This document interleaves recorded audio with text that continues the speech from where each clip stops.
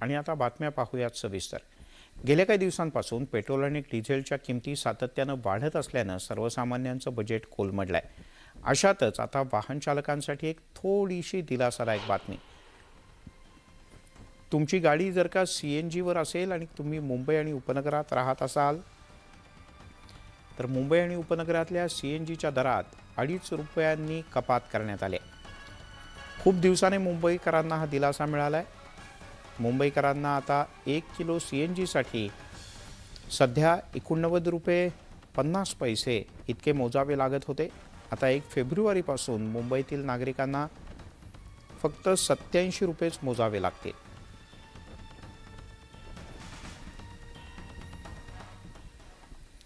मुंबई महानगरपालिका प्रशासनानं भ्रष्टाचाराच्या विरोधात मोठी मोहीम सुरू केली आहे। याच अंतर्गत मोठी पावलं उचलत पालिकेतील 55 भ्रष्ट कर्मचाऱ्यांवर बडतर्फीची कारवाई करण्यात आली।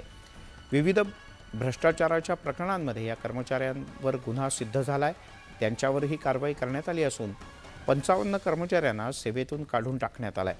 तर गुन्ह्याची नोंद झालेले 53 आणि अन्य फौजदारी प्रकरणी गुन्हा नोंद असलेले 81 अशा एकूण 134 कर्मचाऱ्यांना निलंबित करून पालिका प्रशासनानं कठोर कारवाई केली आहे। गेल्या अनेक वर्षातली ही सगळ्यात मोठी कारवाई मानली जाते।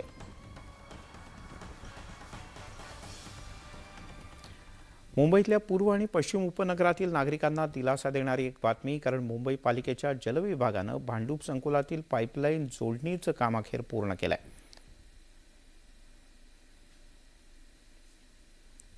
यामुळे पूर्व आणि पश्चिम उपनगरातील विविध भागातला पाणीपुरवठा सोमवारी सकाळी 10 वाजल्यापासून खंडित झाला होता। अखेर पाईपलाईन जोडणीचं काम पूर्ण झाल्यामुळे आता पूर्व आणि पश्चिम उपनगरातील पाणीपुरवठा हळूहळू सुरळीत होईल।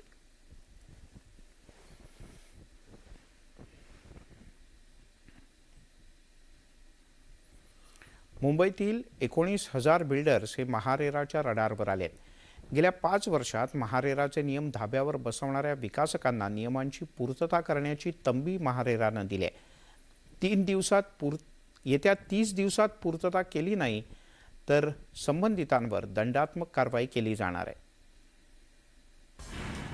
19,000 बिल्डर्स महारेराच्या रडारवर, महारेराचे नियम मोडणाऱ्यांवर कारवाई। त्या बिल्डर्सना 30 दिवसांची मुदत। बांधकाम व्यावसायिकांच्या मनमानीला लगाम लावण्यासाठी तसंच ग्राहकांची फसवणूक टाळण्यासाठी महारेराची निर्मिती करण्यात आली होती। मात्र मुंबईतील बिल्डर्सने महारेराच्या उद्देशालाच हरताळ फासल्याचं पाहायला मिळतंय। मुंबईतील 19,000 बिल्डर्सनी महारेराचे नियम धाब्यावर बसवल्याचं उघड झालंय आणि त्यामुळेच हे बिल्डर्स महारेराच्या निशाण्यावर आले। महारेराच्या नियमानुसार बिल्डरने ग्राहकांकडून घेतलेल्या रकमेच्या 70% हिस्सा स्वतंत्र खात्यात ठेवणं आवश्यक असतं। बांधकामाच्या प्रत्येक टप्प्यावर त्या खात्यातून पैसे काढताना प्रकल्पाच्या पूर्ततेची माहिती देणं बंधनकारक असतं। प्रकल्पातील विक्री करण्यात आलेल्या सदनिकांची माहिती दर 3 महिन्यांनी सादर करणं आवश्यक असतं। तसंच दर 6 महिन्यांनी प्रकल्पाच्या खात्याचं लेखापरीक्षण करणं बंधनकारक करण्यात आलंय।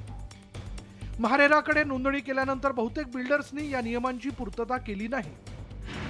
मुंबईतील केवळ 166 बिल्डर्सनी महारेराला माहिती पुरवली आणि त्यामुळेच आता 2017 ते मार्च 2022 पर्यंत नोंदणी झालेल्या बांधकाम प्रकल्पांचा महारेराकडून आढावा घेतला जातोय। महारेरानं तब्बल 19,539 बिल्डर्सना नोटीस पाठवली आहे। तसंच त्यांची पूर्तता करण्यासाठी 30 दिवसांची मुदत दिली आहे। सर्वसामान्य ग्राहकाचं स्वप्न असतं की आपलं एक स्वतःचं घर व्हावं, पण विकासक नेहमीच त्यांना फसवत असतात। याचमुळे महारेराची निर्मिती झाली। पण महारेराला सुद्धा जर का विकासक फसवत असेल तर अखेर महारेराला जाग आली असंच आपल्याला म्हणता येईल। तब्बल 5 वर्षानंतर जर का विकासकांनी पूर्तता केली नाही तर महारेरा त्यांना जेरीस आणणार हे आता स्पष्ट झालंय। पण सर्वसामान्य ग्राहकांच्या तक्रारींचं निवारण सुद्धा होणं तितकंच महत्त्वाचं। महारेराच्या नियमांची पूर्तता न करणाऱ्यांविरोधात आता कारवाईचा बडगा उगारण्यात आलाय। तसंच नियमांची पूर्तता न करणाऱ्यांवर दंडात्मक कारवाईचा इशारा महारेरानं दिलाय। महारेराच्या या दणक्यामुळे ग्राहकांची फसवणूक करणाऱ्या बिल्डर्सला चाप बसण्यास मदत मिळणार आहे। प्रशांत बाग, न्यूज 18 लोकमत, मुंबई। आणि आता ठाण्यातील दिवावासियांसाठी एक अतिशय महत्त्वाची बातमी। दिवा शहरातलं डम्पिंग ग्राउंड पूर्णतः बंद झालंय. त्यामुळे स्थानिक आता मोकळा श्वास घेऊ शकतात. भंडारली डम्पिंग ग्राउंड पूर्ण क्षमतेनं सुरू करून पालिकेनं दिवावासियांना मोठा दिलासा दिलाय. मात्र आता यावरून श्रेयवादाचं राजकारण सुद्धा सुरू झालंय. दिवा शहरात प्रचंड जल्लोष. डम्पिंग ग्राउंड बंद करण्याचा निर्णय. आता कचरा टाकला जाणार नाही. दिवेकरांनी घेतला मोकळा श्वास. बाळासाहेबांच्या शिवसेना पक्षानं दिवा शहरात जल्लोष केला. अनेक वर्षांच्या नरकवासातून त्यांची सुटका झाली आहे. मोकळेपणानं श्वास घेता येत नसल्यानं स्थानिकांच्या चेहऱ्यावर आनंद पसरलाय.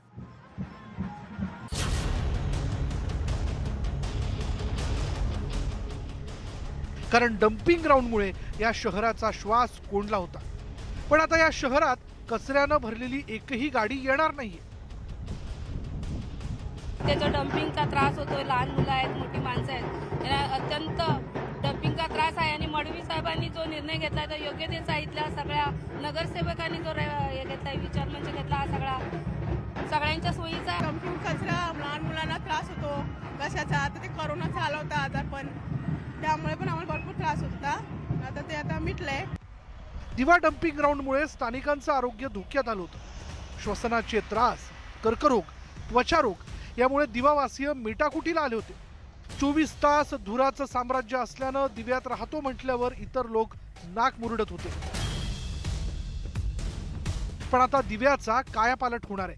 100% कचऱ्याचा डिस्पोजलची कार्यवाही आता भांडारलीच्या माध्यमातून सुरू करण्यात आलेली आहे आणि त्यामुळे दिवा डम्पिंग यार्ड बंद करण्यात यावा अशी मागच्या अनेक वर्षांची नागरिकांची जी मागणी होती ती आज पूर्णत्वास नेण्यामध्ये महानगरपालिकेला यश प्राप्त झालेलं आहे. आता जरी आपण भांडारलीला शिफ्ट झालो असलो तरी अल्टिमेटली संपूर्णतः कचऱ्याची प्रक्रिया ही डायघरचा जो आपला कचरा प्रक्रिया प्रकल्प होणार आहे त्यातून केली जाणार आहे.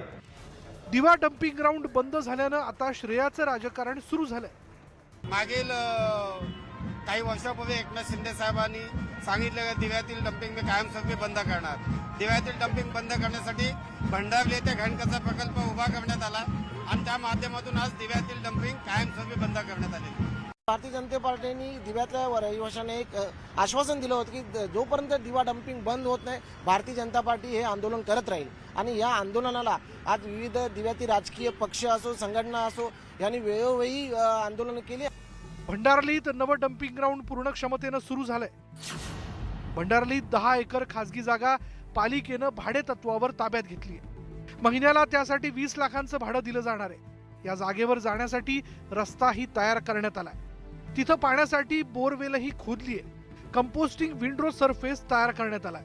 दिव्यातलं डम्पिंग ग्राउंड तात्काळ बंद करणं आणि भंडारली येथील डम्पिंग ग्राउंड तात्काळ सुरू करणं यामागचा एकच उद्देश आहे. तो म्हणजे दिवावासीय आणि भंडारलीवासियांचा राग किंवा रोष जो आहे तो कोणत्याही राजकीय पक्षाला परवडणार नाहीये. कारण का काही महिन्यात आता निवडणुका आल्या आहेत. व्हिडिओ जर्नलिस्ट गणेश काळेसह अजित पांढरे, न्यूज 18 लोकमत, दिवा. वळूयात पुढच्या एका बातमीकडे. दुचाकी वाहन चालकांमध्ये बुलेटची क्रेज सर्वाधिक आहे आणि ती आजही कायम आहे.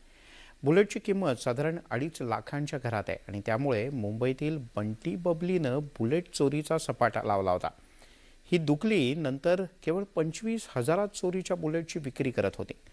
पोलिसांनी या दोघांनाही जेरबंद केलंय. 25,000 रुपयात लाखांची बुलेट. बंटी बबलीचा गोरखधंदा उघड. बंटी बबलीकडून 3 बुलेट जप्त. मुंबईच्या कस्तुरबा पोलिसांनी जेरबंद केलेल्या या दुकलीनं बुलेट चोरीचा धडाका लावला होता. मात्र जास्त काळ त्यांचा तो गोरखधंदा पोलिसांच्या नजरेतून लपून राहिला नाही. पोलिसांनी सापळा रचून या बंटी बबलीला अटक केली आहे. नाव महेश भालचंद्र खापरे, वय 27 वर्ष, राहणार मुराबाद, ठाणे. नाव सकीना बानो मोहम्मद अनीस गोसी, वय वर्ष 22. पोलिसांनी दिलेल्या माहितीनुसार ही जोडी केवळ बुलेटची चोरी करत असे. कारण आज बाजारात बुलेटची किंमत लाखोंच्या घरात आहे. आरोपी महेश भालचंद्र खापरे हा दुचाकी चोरण्यात अत्यंत पटाईत आहे. लॉक असलेली बुलेट तो अवघ्या 5 मिनिटात लंपास करत असे. नवंबर 22 से लेके लगातार कस्तूरबा बाग पुलिस स्टेशन में बुलेट चोरी हो रहा था. लगातार 3 क्राइम हो गए, तीनों भी बुलेट चोरी हो गया. और वो भी एक ही एरिया से चोरी होता था। तो हमें तो पता नहीं चलता था कि ये कौन है। आने वाले जाने वाले सब सीसीटीवी हम चेक कर रहे थे, लेकिन कुछ सुराग नहीं मिल रहा था। फिर आखिरी बुलेट का हमें सुराग मिला।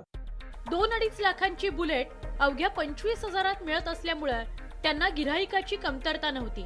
पोलिसांनी दिलेल्या माहितीनुसार आरोपींनी कस्तुरबा पोलीस ठाण्याच्या हद्दीतून 3 बुलेट चोरल्या होत्या।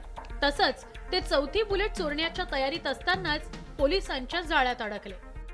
वो जब चौथे बुलेट के चक्कर में आया तब उसको हमने रेड हैंड पकड़ा। फिर उसको ही उसके विजुअलाइज दिखाए तो फिर वो सरेंडर हो गया कि यस मैं हूँ। या बंटी बबलीनं मुंबईत चोरी केलेल्या बुलेटची नाशिकच्या ओझरमध्ये विक्री केली। या दुकलीवर वाशिंद, इगतपुरी आणि बदलापूरमध्ये दुचाकी वाहन चोरीचे 5 गुन्हे दाखल आहेत।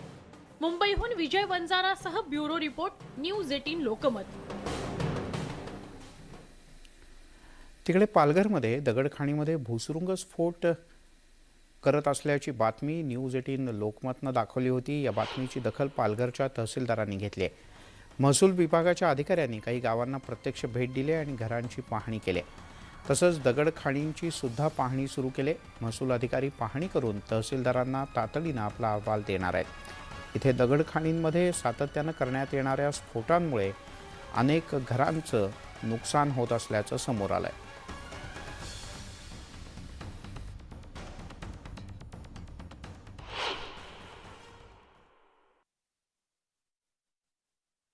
जो तडा गेलेला आहे घराला साधारण 500 मीटर ते 2 किलोमीटरच्या दरम्यान आहे। जे सर्वात जवळचं घर जे आहे ते 500 मीटरपर्यंत आहे। लांबचं घर आहे ते 2 किलोमीटरपर्यंत आहे। तिथल्या काही शेतकऱ्यांनी त्यांच्या बोरचं पाणी गेल्याबाबत तक्रार केली। काही घरांना तडे गेलेले आम्ही पाहिले आणि आता त्यांना सूचना केलेली आहे आम्ही की जोपर्यंत पुढील आदेश येत नाही तोपर्यंत तुम्ही संध्याकाळी 6 नंतर जे काम आहे ज्या कामाने आवाज येतो आणि मुलांना अभ्यासामध्ये किंवा इतर याच्यामध्ये व्यत्यय येतो ती कामं करू नये। वळूयात पुढच्या बातमीकडे। बातमी आहे एका सामन्याची। कार्यालयाच्या पाडकामावरून अनिल परब आणि किरीट सोमय्या यांच्यातला वाद पेटण्याची शक्यता आहे। सोमय्या यांनी आरोप केलेलं कार्यालय माझं नसून सोसायटीचं आहे आणि याचा लेखी पुरावा म्हाडानं दिल्याची माहिती अनिल परब यांनी दिली। हा पुरावा किरीट सोमय्या यांना नाक घासायला लावेल असं परब यांनी म्हटलंय। तसंच सोमय्या यांच्या विरोधात 100 कोटीचा मानहानीचा दावा ठोकण्याचा इशारा सुद्धा परब यांनी दिलाय। कार्यालयावर केलेल्या कारवाईनंतर परब यांनी म्हाडाचं कार्यालय गाठलं। यावेळी परब यांनी म्हाडाच्या अधिकाऱ्यांना सुनावलं देखील। नोटीस मागे घेतली नाही तर म्हाडावर हक्कभंग आणणार असा इशाराही त्यांनी दिला आहे। जर मूळ बांधकाम याची जर नकाशे जर मला 8 दिवसात मिळाले नाही तर मी म्हाडावरती हक्कभंग दाखल करीन, सीओवरती कोर्टात जाईन की अशा प्रकारच्या नोटिसेस कुठलाही तांत्रिक आधार न घेता हे लोक केवळ हॅरसमेंट म्हणून अशा पद्धतीने लोकांना त्रास देत आहेत। ज्या अधिकाऱ्याने मला खोटी नोटीस दिली कुठली शहानिशा न करता की अनिल परब यांचा या बांधकामाशी काही संबंध आहे की नाही, त्या अधिकाऱ्यावरती कारवाई करण्याची मी मागणी केलेली आहे। कारण त्यांनी मला कुठली शहानिशा न करता, मी एक आमदार आहे, आमदाराचे काही अधिकार असतात आणि म्हणून माझ्या आमदारकीच्या अधिकाराचा भंग झालेला आहे आणि मला नोटीस देताना किमान त्याची शहानिशा करायला पाहिजे होती, ती न करता त्यांनी अशा पद्धतीच्या नोटीस दिलेल्या आहेत। त्यांच्या विरोधात बदनामीकारक दावा ठोकलेलाच आहे। 100 कोटीचा दावा आहे, त्याच्यामध्ये हा मला कायदेशीर आज पुरावा मिळालेला आहे। हा पुरावा किरीट सोमय्याला नाक घासायला लावणार आहे। असाच पुरावा अजून बाकीची जी प्रकरणं आहेत त्या प्रकरणात ज्या दिवशी लेखी येईल त्या दिवशी किरीट सोमय्याला नाक घासावं लागेल किंवा 100 कोटी त्याला द्यावे लागतील। राज्यात नुकत्याच झालेल्या ग्रामपंचायत निवडणुकीत मनसेनं लक्षणीय यश मिळवलं। निवडणुकीमध्ये विजयी झालेल्या सदस्यांनी मनसेचे अध्यक्ष राज ठाकरे यांची भेट घेतली। ग्रामपंचायतीचा पाया मजबूत करत जिल्हास्तरीय राजकारणावर पकड मिळवण्यासाठी मनसे आता पावलं टाकते। राज ठाकरेंचा संदेश, खेड्यांकडे चला। राजकारणात मनसेचा नवा पवित्रा। शहरांनंतर आता गावांकडे कूच. ग्रामपंचायतींकडून जिल्ह्याच्या राजकारणाकडे.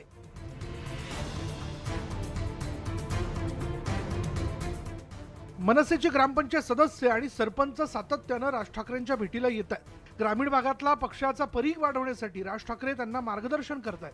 ग्रामपंचायत निवडणुकीत मनसेनं अनपेक्षितपणे लक्षणीय यश मिळवलं. भाजप, बाळासाहेबांची शिवसेना आणि महाविकास आघाडीच्या साठमारीतही मतदारांनी मनसेवर विश्वास टाकला. त्यामुळे मनसेचा आत्मविश्वास दुणावला. पूर्वी मनसे पक्षाला एक शहरी पक्ष म्हणून हिणवलं जात होतं, परंतु राज ठाकरे साहेबांचे आणि आमच्या इतर सर्व नेत्यांचे जिल्ह्यात जे काही दौरे चालू आहेत पक्ष बांधणीसाठी, त्याचं हे फळ म्हणावं लागेल की अनेक ठिकाणी आमच्या ग्रामपंचायती आमच्या ताब्यात आलेल्या आहेत. 100हून अधिक असतील. त्याचबरोबर अनेक सदस्य निवडून आलेले आहेत. 2006 मध्ये स्थापन झालेल्या मनसेनं 2009च्या विधानसभा निवडणुकीत दणदणीत यश मिळवलं होतं. मनसेचे तब्बल 13 उमेदवार मतदारांनी निवडून दिले होते. त्यानंतर 2012 मध्ये मनसेनं मुंबई, ठाणे आणि पुणे महापालिकेत मोठं यश मिळवलं. मुंबई महापालिकेत मनसेचे 27 उमेदवार निवडून आले, तर नाशिकमध्ये मनसेची एक हाती सत्ता आली. मात्र नंतरच्या काळात मनसेला हे यश टिकवता आलं नाही. 2014 पासून मनसेला उतरती कळा लागली आहे. 2019च्या लोकसभा आणि विधानसभा निवडणुकीतही मनसेला चांगली कामगिरी बजावता आली नाही. मात्र ग्रामपंचायत निवडणुकीच्या निकालांनी मनसेचा हुरूप वाढवला. राज्याच्या सर्वच भागात मतदारांनी मनसेवर पुन्हा विश्वास टाकायला सुरुवात केली आहे. ग्रामीण भागातला हाच विश्वास जिल्ह्याच्या राजकारणाचं बलस्थान करण्यासाठी मनसेनं पावलं टाकायला सुरुवात केली आहे. विरोधकांना जी एक चपराक बसलेली आहे की हा मनसे पक्ष हा काही शहरी पक्ष नाहीये, तर हे आमचा विस्तार चांगल्या पद्धतीने ग्रामीण भागात होतोय आणि येणाऱ्या काळात ज्या पंचायत समितीच्या निवडणुका असतील किंवा जिल्हा परिषद ह्यात सुद्धा एक चांगलं यश मिळेल असं एकंदर चित्र मनसेच्या बाबतीत चांगलं म्हणजे सुस्पष्ट आणि पॉझिटिव्ह चित्र बघायला मिळत आहे आणि एक आनंदाची बात आहे. त्यामुळे मनसैनिकांमध्ये एक उत्साहाचं वातावरण आहे. शहरी पक्ष अशी ओळख असलेल्या मनसेनं आता राज्यभरात विस्तार करण्याची रणनीती आखली आहे. मनसेचा एकही खासदार नाही आणि एकच आमदार असूनही पक्षाचा दबदबा आणि राज ठाकरेंचा करिश्मा कायम आहे. त्यामुळेच राज ठाकरेंच्या मनसेकडे मतदार पुन्हा वळताना दिसत आहेत. विशाल पाटील, न्यूज 18 लोकमत, मुंबई.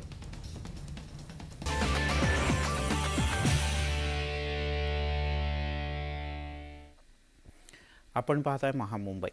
आणि आता माथेरानमधून एक धक्कादायक बातमी. हनीमूनसाठी एक नवं दाम्पत्य कर्जतजवळच्या माथेरान इथे फिरण्यासाठी गेलं होतं. मात्र दुर्दैवानं पतीचा मृत्यू झाला. मोहम्मद शेख आणि त्याची पत्नी आणि त्यांच्यासोबत आणखीन एक जोडपं माथेरानला फिरण्यासाठी आलं होतं. माथेरान म्हटलं की घोडेस्वारी आलीच, मात्र यावेळेला एक धक्कादायक घटना घडली. मोहम्मद शेख हे घोडेस्वारी करत असताना घोडा अचानक उधळला. त्यानं धूम ठोकली आणि यावेळेला मोहम्मद शेख यांना काही समजण्याच्या आधीच ते घोड्यावरून खालती पडले. त्यांच्या डोक्याला जबर दुखापत झाली. रुग्णालयात नेण्यापूर्वीच त्यांचा मृत्यू झाला. मोहम्मद शेख यांच्या मृत्यूमुळे घोडेस्वार व्यावसायिक स्वतः काही नियम पाळतात का किंवा संबंधित घोड्यांना काही प्रशिक्षण दिलं जातं की नाही असा प्रश्न उपस्थित होतोय.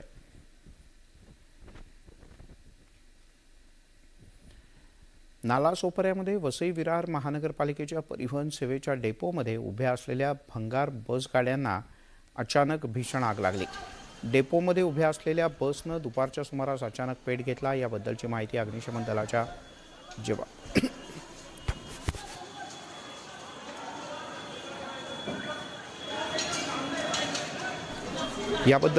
अग्निशमन दलाला मिळताच त्यांनी तातडीनं धाव घेतली. पाण्याच्या 2 गाड्या सुद्धा घटनास्थळी पोहोचल्या. स्टेशनच्या परिसरातच हा बसचा डेपो असल्यानं नागरिकांमध्ये सुद्धा धावपळ आणि भीती पाहायला मिळाली. पालिकेच्या 4 बसेस या आगीमध्ये जळून खाक झाल्या.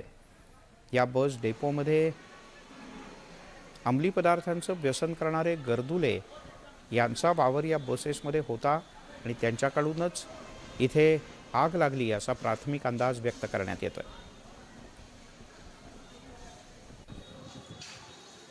तिथे हजारो लाखो लोक इथे राहतात आणि त्याच्या एरियामध्ये अशा प्रकारे भंगारातल्या बसेस 3-3, 4-4 वर्ष ठेवणं हे चुकीचं आहे. त्या तत्कालीन ठेकेदारावरती कारवाई केली पाहिजे, त्याला आदेश दिले पाहिजेत, त्यांना बसेस इथून काढायला लावल्या पाहिजेत आणि हा एरिया मोकळा केला पाहिजे.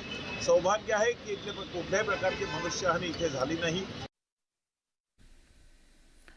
घरामध्ये खोदकाम करताना जमिनीतून गुप्त रक्कम सापडल्याचं सांगून लाखोंची फसवणूक करणाऱ्या 14 जणांना मुंबईतल्या कस्तुरबा पोलिसांनी अटक केली. या गुंडांच्याकडून पोलिसांनी 5 किलो बनावट सोन्याचे दागिने आणि 10 लाख रुपयांची रोख रक्कम जप्त केली. या गुंडटोळ्या मुंबईतल्या विविध भागात जाऊन आधी लोकांना खरं सोनं दाखवतात, नंतर पैसे घेतात आणि बनावट सोन्याचे दागिने देऊन फरार होतात. एका वृद्धेच्या तक्रारीनंतर पोलिसांनी 14 मुसके आवळलेत. अटक करण्यात आलेली टोळी उत्तर प्रदेशच्या मेरठची आहे. यामध्ये एकूण 4 आरोपी अटक करण्यात आलेले आहेत. त्यातील 3 हे पुरुष आरोपी आहेत आणि 1 महिला आरोपी आहे. यातील एक आरोपी जो आहे तो वॉन्टेड आहे.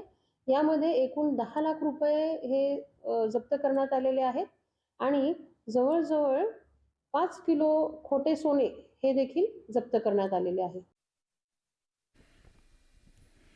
ब्रँडेड कंपनीचे बनावट लोगो बनवून ग्राहकांची फसवणूक करणाऱ्या उल्हासनगर मधल्या एका टोळक्याला पोलिसांनी अटक केली. रोशन तेजवणी या दुकानदारानं मोठ्या प्रमाणात बूट, चप्पल आणि स्लीपरचा साठा करत विक्री सुरू केली होती. मात्र त्याने ब्रँडेड कंपनीच्या लोगो बूट, चप्पल आणि स्लीपरवर लावून ग्राहकांना विक्री केली. या प्रकरणी उल्हासनगर मध्यवर्ती पोलिसांच्याकडे अरुण गायकवाड यांनी तक्रार केली आणि त्यानंतर पोलिसांनी पाहणी करून संबंधित दुकानदाराला अटक केली. या कारवाईमध्ये 1.5 लाख रुपयांचे बूट, चप्पल आणि स्लीपरचा साठा जप्त करण्यात आला. 1,40,000चे बनावट पुमा कंपनीचे शूज आणि काही चपला असा मुद्देमाल जप्त करण्यात आलेला आहे. त्यांच्याविरुद्ध फसवणूक करणे, त्यानंतर पुमा कंपनीच्या नावाचा ट्रेडमार्क यूज करणे या अन्वये कलम 420, कलम 5163 व्यापारादी चिन्ह अधिनियम 103 अन्वये कारवाई करण्यात आली आहे. कल्याणच्या उंबर्डे परिसरात शिवप्रेमी माघी गणेशोत्सव मंडळाला आज मुख्यमंत्री एकनाथ शिंदे यांनी भेट दिली. यावेळेला मुख्यमंत्र्यांनी गणपती बाप्पाचं दर्शन घेतलं. एकनाथ शिंदे यांच्या पक्षाचे आमदार विश्वनाथ भोईर यांच्या मतदारसंघातलं हे मंडळ आहे. यंदाचं या मंडळाचं 29वं वर्ष असल्यानं त्यांनी बाप्पाच्या देखाव्यात केदारनाथ मंदिराची प्रतिकृती साकारली होती. ती पाहण्यासाठी मुख्यमंत्री स्वतः कल्याणमध्ये दाखल झाले. रस्त्याच्या दुतर्फा नागरिकांनी मोठी गर्दी केली होती आणि मुख्यमंत्र्यांचं अतिशय जल्लोषात स्वागत करण्यात आलं.